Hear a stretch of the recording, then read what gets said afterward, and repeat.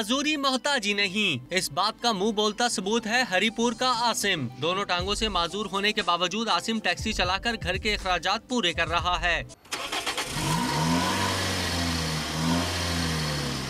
आसिम 5 साल पहले ट्रैफिक हादसे में माजूर हो गया था। सेहतियाब हुआ तो दोस्तों ने इसे टैक्सी लेकर दी, जिसे इसने मॉडिफाई करवा कर पूरा कंट्रोल हाथ में कराया। आसिम का शिकवा है कि हुकूमती इदारों से राब्तों के बावजूद कोई जवाब नहीं मिला। अपने हालात से बिल्कुल दो चार था, टांगों के लिए परेशान था अपने इलाज के लिए, तो मैंने हर तरह की कोशिश की। परवेज खटक साहब को मैंने एप्लीकेशनें भेजी, एक नहीं 2 मरतबा भेजी, लेकिन मैंने अपनी तरफ से पूरी कोशिश की है।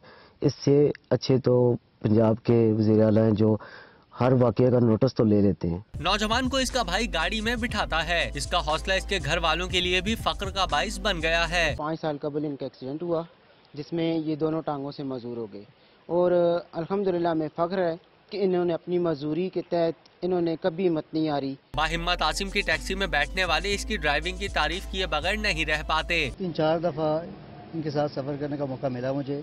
ये माशाल्लाह बहुत अच्छी ड्राइविंग करते हैं। पिंडी तक इनसे गया हूँ, इस्लामाबाद तक इनसे गया हूँ, और बहुत कंफर्टेबल सफ़र महसूस किया मैंने।